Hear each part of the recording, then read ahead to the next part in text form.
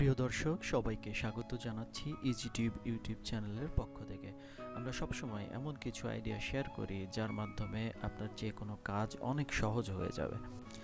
আজকের ভিডিওতে আমরা Huion HS611 গ্রাফিক্স ট্যাবলেটটির সেটআপ দেখাবো, কিভাবে আপনারা কম্পিউটার বা ল্যাপটপে এই Huion HS611 পেন ট্যাব বা অন্য যে কোনো পেন ট্যাব সেট আপ করবেন, সেটি আজকে বিস্তারিত আপনাদেরকে দেখানোর চেষ্টা করব।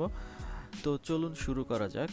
আমি আমার Huion HS611 ট্যাবটিকে আনবক্সিং করে নিয়েছি এবং এর ভেতরে যে ইউএসবি কেবল থাকে, এই ইউএসবি কেবল দ্বারা আপনারা আপনার কম্পিউটারের সাথে এই ট্যাবটি যুক্ত করে নেবেন। আমি আমার গ্রাফিক্স ট্যাবটি ইউএসবি সি কেবলের মাধ্যমে আমার ল্যাপটপের সঙ্গে যুক্ত করে নিলাম।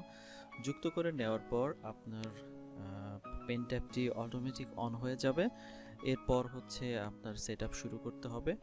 সেটআপ শুরুর জন্য আপনাকে আপনার কম্পিউটার বা ল্যাপটপের ওয়েব ব্রাউজার থেকে Huion HS611 এর ড্রাইভার সফটওয়্যারটি ডাউনলোড করা লাগবে।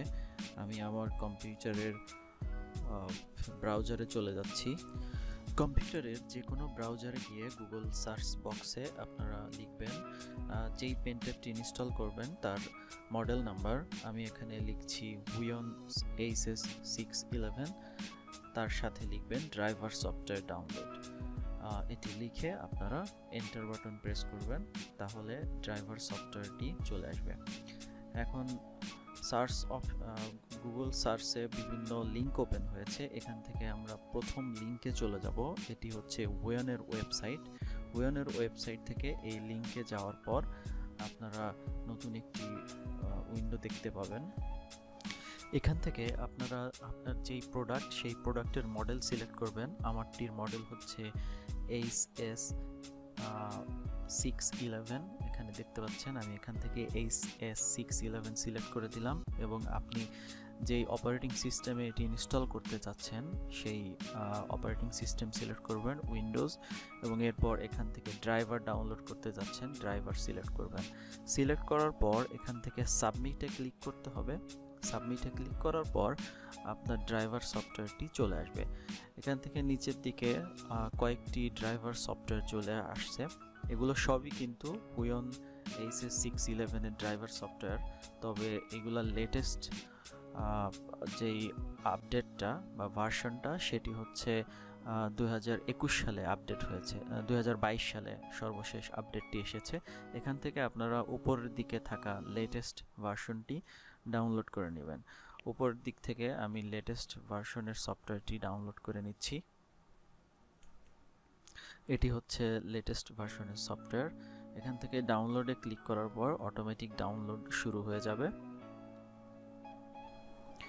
আপনারা ল্যাপটপের বা কম্পিউটারের যে কোনো একটি ফোল্ডারে সিলেক্ট করে ডাউনলোড করে সেভ করে নেবেন। এখানে সফটওয়্যারটি আমি আমার কম্পিউটারে সেভ করে নিচ্ছি। ডাউনলোড হতে হয়তো 3-4 মিনিট বা 5 মিনিট সময় লাগবে, আপনার ইন্টারনেট স্পিডের উপর ডিপেন্ড করবে। যাই হোক, আমি সফটওয়্যারটি ডাউনলোড করে নিচ্ছি। দেখেন সফটওয়্যারটি ডাউনলোড কমপ্লিট। আমি এটি ওপেন করে নিচ্ছি। ওপেন করার পর এখান থেকে ইনস্টল করতে হবে।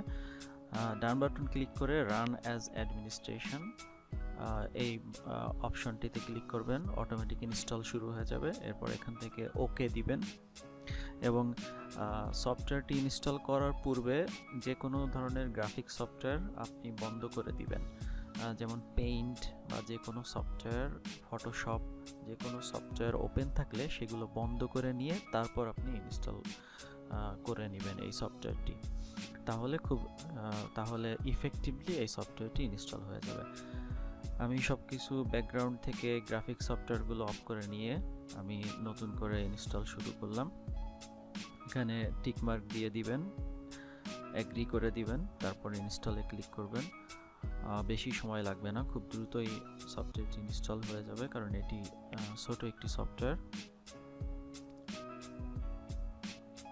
দেখুন ইনস্টলেশন কমপ্লিটেড হয়েছে।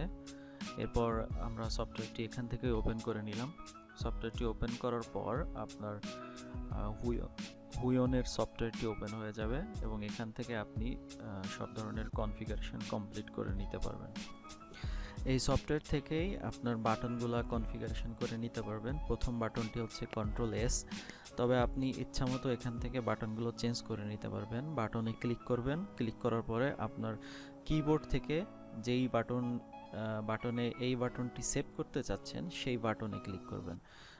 যেমন ধরেন আমি প্রথম বাটনটিকে এ বাটন হিসেবে সেভ করব, তাহলে প্রথম বাটনে ক্লিক করে কিবোর্ডের এ বাটন চাপবেন, এবং দ্বিতীয় বাটনটাকে আমি জি হিসাবে সেভ করব, তাহলে দ্বিতীয় বাটনে ক্লিক করে আপনি কিবোর্ড থেকে জি প্রেস করবেন, তাহলে দ্বিতীয় বাটনটি জি হিসেবে সেভ হয়ে যাবে। এভাবে খুব সহজেই আপনারা এই বাটনগুলো নিজেদের মতো করে কনফিগারেশন করে নিতে পারবেন। এছাড়া আপনারা চাইলে এই বাটনগুলোকে মাউস হিসেবে ব্যবহার করার জন্য এখান থেকে মাউস বাটন সিলেক্ট করে মাউসের রাইট বাটন এবং লেফট বাটন হিসেবেও এগুলাকে সেট করে নিতে পারেন। এগুলো আপনি একটু খেয়াল করলেই বুঝতে পারবেন। একটু খেয়াল করলে দেখতে পারবেন আপনার পেনের গায়েও দুইটা বাটন আছে। এই দুইটা বাটনকে আপনারা মাউসের রাইট বাটন এবং লেফট বাটন হিসেবেও ব্যবহার করতে পারেন। সেক্ষেত্রে এখান থেকে পেনে গিয়ে পেনের রাইট বাটন এবং পেনের নিচের দিকের বাটনটাকে লেফট বাটন এবং উপরের দিকের বাটনটাকে রাইট বাটন হিসেবে সিলেক্ট করে নিতে পারেন খুব সহজেই। এছাড়াও এই সফটওয়্যার থেকে আপনারা আপনার পেন ট্যাবের ওয়ার্কিং এরিয়াও সিলেক্ট করে নিতে পারেন। মানে হচ্ছে আপনার পেন ট্যাবের যে ওয়ার্কিং এরিয়া আছে এর সাথে ল্যাপটপের ওয়ার্কিং এরিয়ার একটা সামঞ্জস্যপূর্ণ সম্পর্ক তৈরি করে নিতে পারেন। আপনি যদি চান ল্যাপটপের নির্দিষ্ট অংশই শুধুমাত্র পেন ট্যাবের ওয়ার্কিং এরিয়া হবে, সেটাও আপনার এখান থেকে সিলেক্ট করে নিতে পারবেন খুব সহজেই। এখন আমরা টেস্ট করব পেন ট্যাবটি ঠিকঠাক কাজ করছে কিনা। আমরা কম্পিউটারের পেইন্ট অ্যাপ্লিকেশনটা ওপেন করে নিলাম। এখান থেকে যে কোনো একটা কলম বা ব্রাশ আমরা সিলেক্ট করে নিচ্ছি। এরপর আমরা দাগ দেওয়ার চেষ্টা করব। দেখুন আমরা পেন ট্যাব দিয়েই কিন্তু এখানে দাগ দিচ্ছি এবং আপনারা দেখতে পাচ্ছেন খুব সহজেই খুব সুন্দরভাবে এটি কাজ করছে এবং এটা দিয়ে লেখা যাচ্ছে। এখান থেকে আপনারা যে কোনো ধরনের লেখা লিখতে পারবেন, যে কোনো ছবি আঁকতে পারবেন। এছাড়া আপনারা একটা জিনিস খেয়াল করলে দেখতে পাবেন যে প্রেশার সেন্সিটিভিটি যেটা, আপনার পেন ট্যাবের উপর পেনটি আস্তে ধরলে চিকন দাগ এবং জোরে চেপে ধরলে মোটা দাগ হচ্ছে। অসাধারণ একটা অনুভূতি। এবং এই পেন ট্যাবের মাধ্যমে লেখার সময় আপনার মনে হবে আপনি কাগজের উপরেই রং তুলি দিয়ে বা কলম দিয়ে পেন্সিল দিয়ে লিখছেন। যদিও এক্স্যাক্টলি কাগজে লেখার মতো অনুভূতি পাবেন না, কারণ কাগজটা একটু খসখসে টাইপের থাকে, কিন্তু পেন ট্যাবের সারফেসটা একটু অয়েলি বা খুবই স্লিপারি থাকে। যাই হোক, আমার কাছে খুবই ভালো লেগেছে এবং খুব সহজেই আপনারা এই পেন ট্যাবটি আপনার ল্যাপটপের সাথে বা কম্পিউটারের সাথে সেট আপ করে নিতে পারবেন এই ভিডিওটি দেখে।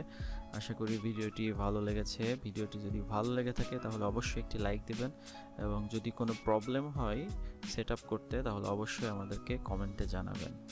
ধন্যবাদ সবাইকে।